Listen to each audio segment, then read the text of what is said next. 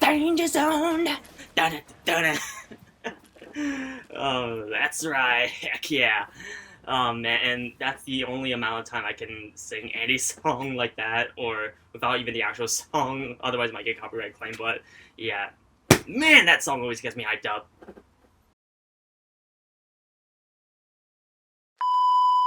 What's up, guys? My name is William Ryan, and I'm here again on my rooftop or attic, whatever you want to call it.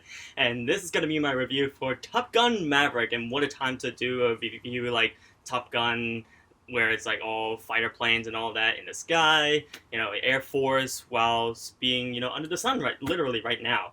Well, not literally. I'm just like on the rooftop where there's like a lot of sunshine. But yeah, hopefully the sunshine's really good on the video. Well, yes, Top Gun Maverick, which was directed by Joseph Kosinski and was produced by Jerry Bruckheimer, Tom Cruise, Christopher McQuarrie, and David Ellison, with shots directed by Claudia Miranda, and the movie was edited by Eddie Hamilton, and also stars... Oh, wait, hold on. Someone's calling me.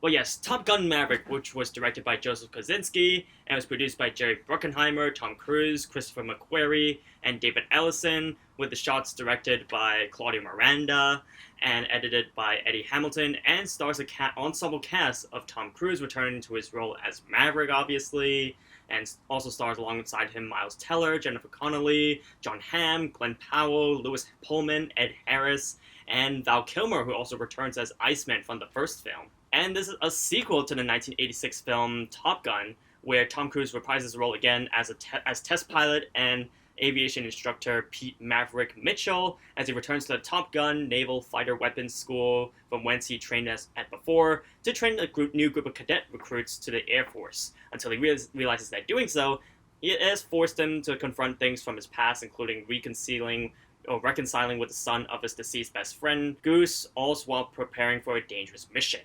So when I first known news of a Top Gun sequel coming out, at first, I didn't treat it as like such a big deal than it was back then, and just treated the news as just casually, as I've not even watched the original one at that point, and not even watched. Yeah, I haven't even watched the original Top Gun even before that movie. Even, you can hate me in the comments all you want about that.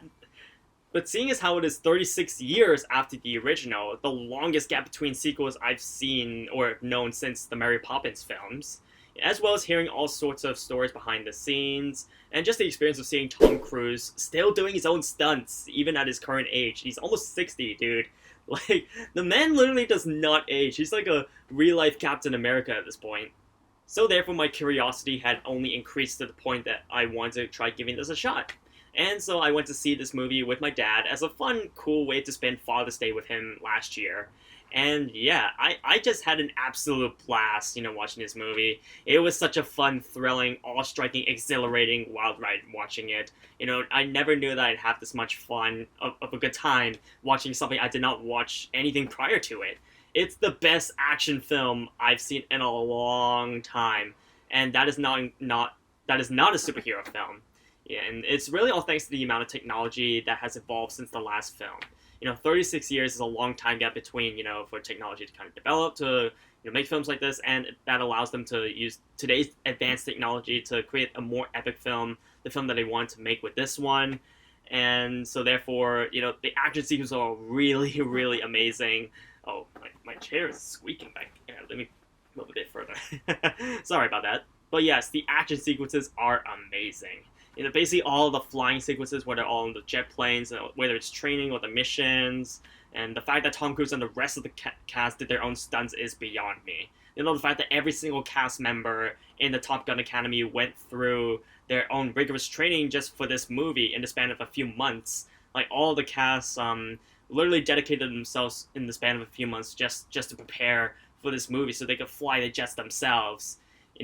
Under Tom Cruise, under the instructor or tutorship of Tom Cruise, by the way, it's all the more impressive. So therefore, the way it was shot, all the ways the movie was shot is just incredible. How it inserted all the cameras all over the cockpit of the planes, in the inside of the planes, and how they look so high quality. And well, to be fair, that's because they were using IMAX cameras, actually. But anyways, yeah, it was just so damn impressive. I don't even know how they managed to, even with IMAX cameras, I'm assuming they're pretty big. Like how they managed to fit them in the cockpit, or how they managed to make IMAX cameras that small to be able to fit them in the planes. Yeah, I'm just really now curious of how they did it. And therefore, as well, the sound is really well balanced, edited, and mixed, and the way the sound travels through the speakers when watching this movie in the theater, and how well it sounds when a jet is flying close by versus when it is at a distance, makes it sound as though you're actually really there in real life to experience a fighter jet plane zooming by past you. Yeah, it really sounds that realistic, and well, to be fair, they were actually flying the jet planes themselves, but how they captured the sound is just really, really amazing. And the acting was really good too. Tom Cruise returning to this role after 36 years just knocks it out of the park. He still got it. He still got it. Miles Teller as well. I think he's one of the most underappreciated, underrated actors within, the industry or within cinema. This dude, he's literally so talented. I don't know if you guys seen Whiplash or Spectacular Now, those kinds of films. He's just so damn good. And he really is a nice tribute to, his character's father, who's the best friend of Maverick's character from the first film, who died in the first film. Oh, spoiler alert. And Val Kilmer as Iceman returning in this film. I think he had the most emotional scenes in the movie, and he definitely tugged my heartstrings, in his scenes. I won't say what happens in the film regarding Iceman, but yeah, you'll know when you see it, or you'll know if you have seen it. But yeah, what an experience to see this movie. Despite not seeing the original prior to watching it, I just know that this is a sequel that is just so perfect in every single aspect, in every single way ever. And I have the impression that it may actually be better than the original one too. I would say the only things that I wasn't a really big or 100% fan of in this movie was the love relationship between Pete Mitchell and Penny, who's Jennifer Connelly's character. The love relationship between them in this movie, it seemed a bit random. Like it's just, I feel like it was just sort of kind of thrusted in there. I mean, it does sort of connect in a subtle way to the original, but yeah, I feel like it was just like a random love interest that was involved in Maverick's life between the time gap between the first film and this one, and they just sort of rekindled. I felt that was a bit random, but they do develop it well though. At the same time though, you can feel the chemistry between them.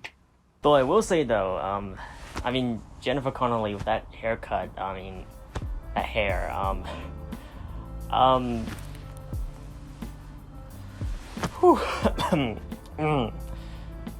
And I think that some of the cadets and recruits at the Top Gun Academy, some of the side characters in this movie, well, with the exception of Rooster, Hangman, Phoenix, Fanboy, Coyote, Payback, and Bob, can become pretty forgettable, to be honest. That's just my opinion. After a longer while after watching the movie, I've watched the film last year, and it's been like half a year since I've watched I've watched the movie, which is unfortunate because I think the movie is also trying to give them at least a decent amount of screen time, but at the same time, I don't think they were supposed to be above even the supporting characters like the ones I just mentioned just now. So I don't know, and so I mean it doesn't make sense why the movie would therefore focus on the main characters or more leading characters. I just don't feel that they're as memorable to me now than they were when first watching it, but that's just me. But yes, Top Gun Maverick, it's an amazing, incredible film. It's really epic, and maybe better than the first, I don't know. And it's all thanks to today's technology that they're able to make the film that he wanted to make. And, Tom Cruise has also mentioned that he didn't want to come back unless the story is right, and I feel like this is the most appropriate story to make a sequel with. And everything, the references to the first film, it all connects so well because it's written so well as well. Just the way that they were able to train all the cast members within the Top Gun Academy and their characters, they were able to train and prepare for this film just so they can really make this film as realistic as possible, is something that I think that we need to highly appreciate more of, because honestly, I think this is one of those films that we don't see every day, really. And I don't think I don't think we may ever get another film like this in a very long time. Yep, with that much praise being given to this movie, you know what, I'm gonna do it. 10 out of 10, A+.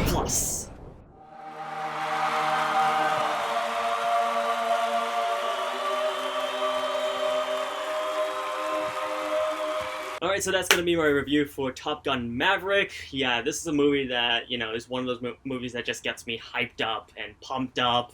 And, you know, yeah, it's just a really great film. And I really do hope you guys have watched it. And, yeah, because I mean, it got $1 billion, so I'm assuming that lots of people watched it. And, yeah, it's just incredible. And, yeah, I think this may be one of the best films of Tom Cruise's career, actually. I think maybe the most that he's gotten in his career, too. So, yeah, that really sums it up. But anyways, if you like this video, you can leave a thumbs up. It'll help out a ton. Leave a like. And my question is for you guys, have you seen Top Gun Maverick? And if so, what do you think of it? How do you think it compares to the original? And as always, thank you so much for watching. Hope you guys enjoyed it. And if you excuse me, I got myself a flight to catch. Come on, baby, you're driving me crazy. Got this straight balls of fire. Also, one final minor quick note here that I forgot to mention is that the fact that Miles Teller took like 7 weeks just to learn piano just for the scene alone, yeah, props to him, man. Like, the dedication for him to prepare for this role really just is off the charts. Alright, that's gonna be it for me, and hope you guys enjoyed the video. I'll see you guys next time. Bye!